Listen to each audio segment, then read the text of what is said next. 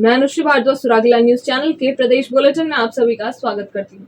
तो चलिए नजर डालते हैं इस वक्त की प्रमुख खबरों पर। भीमताल क्षेत्र में विकास प्राधिकरण में बदलाव की उठी मांग, दिल्ली के उपराज्यपाल के इस्तीफे की मांग। कुमाऊं कमिश्नर दीपक रावत ने ली अधिकारियों की बैठक, सड़कों को लेकर दिए दिशा निर्देश। पुलिस ने किया 2 चोरों को गिरफ्तार। राष्ट्रीय राजमार्ग 74 पर हुआ भीषण हादसा, ग्रामीणों ने लगाया क्षेत्र में हुए निर्माण कार्यों में भ्रष्टाचार का आरोप। अब खबरें विस्तार से।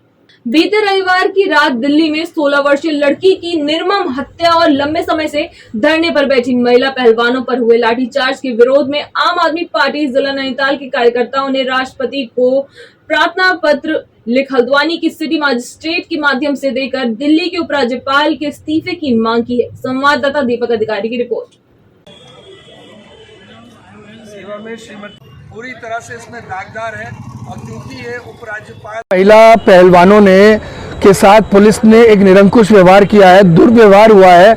आम आदमी में बहुत रोष है और उसके उपरांत जिस तरह से कल एक नृशंस हत्या हुई है, हमारी बेटी की 16 साल की एक बेटी की नृशंस हत्या हुई है, तो उसमें दिल्ली पुलिस पूरी तरह से दागदार है। और क्योंकि ये उपराज्यपाल के अधीन है तो आम आदमी पार्टी और उसके कार्यकर्ता मांग करते हैं कि उपराज्यपाल को ये नैतिक जिम्मेदारी लेते हुए अत्यंत अपने पद से इस्तीफा देना चाहिए।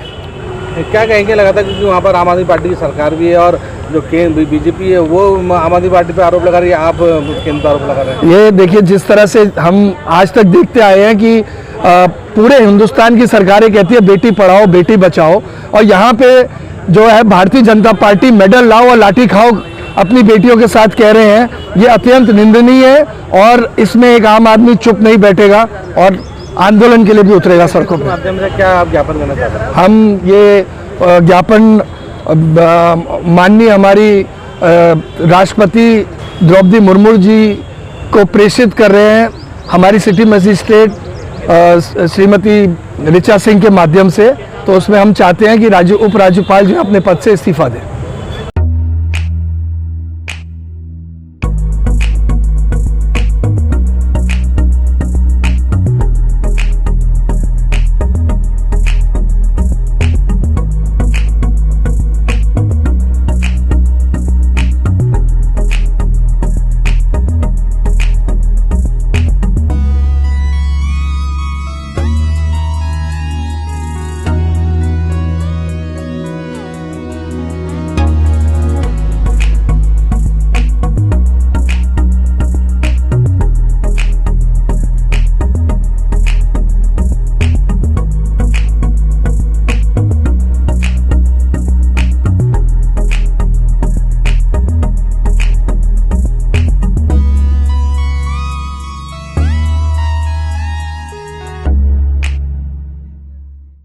हल्द्वानी में कुमाऊं कमिश्नर दीपक रावत ने राष्ट्रीय राजमार्ग और स्टेट राजमार्ग के अधिकारियों के साथ बैठक करते हुए कुमाऊं मंडल में सड़कों की प्रगति को लेकर समीक्षा बैठक। इस दौरान 5 सड़कों के मामले वन विभाग में भूमि हस्तांतरण को लेकर लंबित पाए गए। इसके अलावा काशीपुर और बागेश्वर में राष्ट्रीय राजमार्ग द्वारा किए जा रहे सड़कों के काम में भी देरी पाई गई। कमिश्नर दीपक रावत ने राष्ट्रीय राजमार्ग व स्टेट राजमार्ग के अधिकारियों से जल्द सड़कों के कार्यों को पूरा करने के निर्देश दिए हैं। संवाददाता दीपक अधिकारी की रिपोर्ट।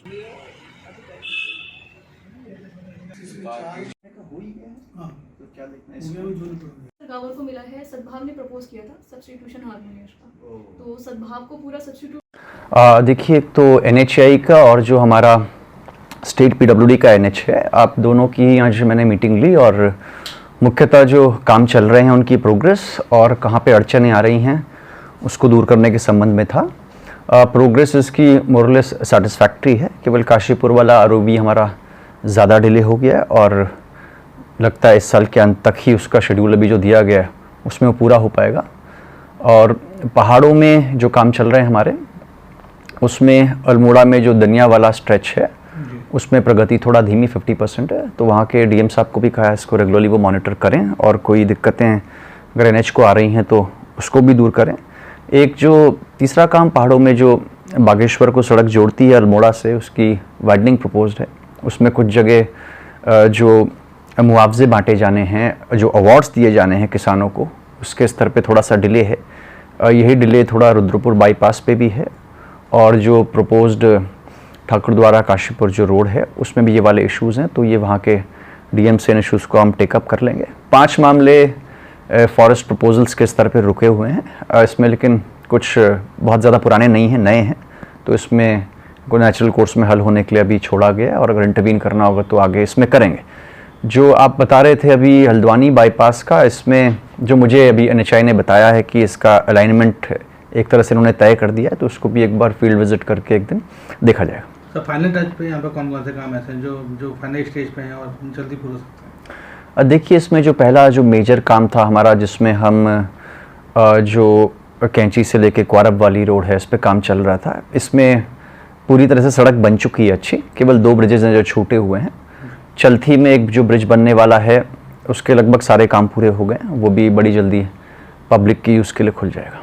कोतवाली पुलिस ने एक पार्क का गेट चोरी करने के मामले में 2 चोरों को गिरफ्तार कर उनसे चोरी किया हुआ गेट बरामद कर उन्हें कोर्ट में पेश करने की कार्रवाई की है। वही जानकारी देते हुए कोतवाल अरुण कुमार सैनी ने बताया कि ग्राम पीरो मदारा क्षेत्र में स्थित शांति कुंज कॉलोनी का कुछ अज्ञात चोरों द्वारा लोहे का गेट चोरी कर लिया गया था। इस मामले में पुलिस ने अज्ञात चोरों के खिलाफ मुकदमा दर्ज कर उनकी तलाश शुरू कर दी थी, जिन्हें अब गिरफ्तार कर लिया गया है। संवाददाता कैलाश चौहान की रिपोर्ट।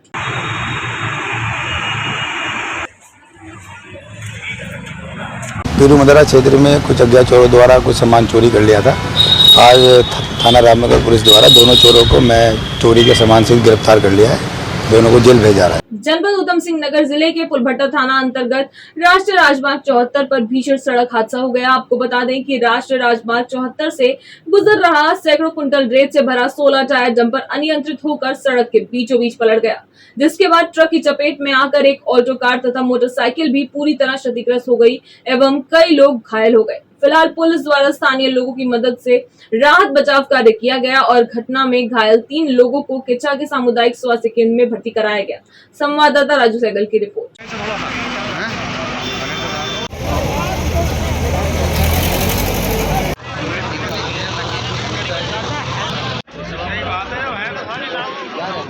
तो ब्रांच के हम अपने बैंक के किसी काम से अपनी बड़ा ब्रांच आए हुए थे और हमारी गाड़ी बड़ा ब्रांच के सामने खड़ी हुई थी ऑल्टो।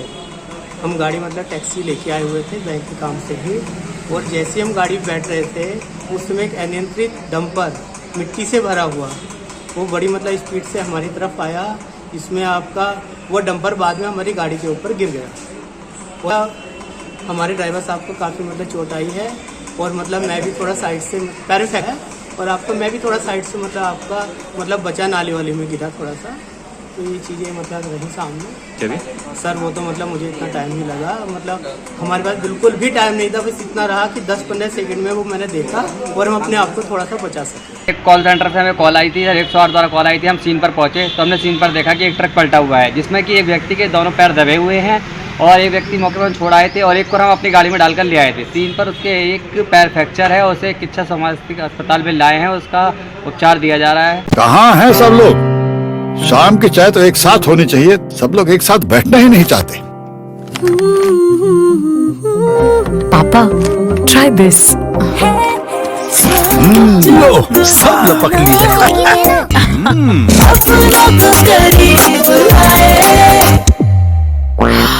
ये क्या हाल कर दिया है रूम का? बस कल से चाय मेरे रूम में।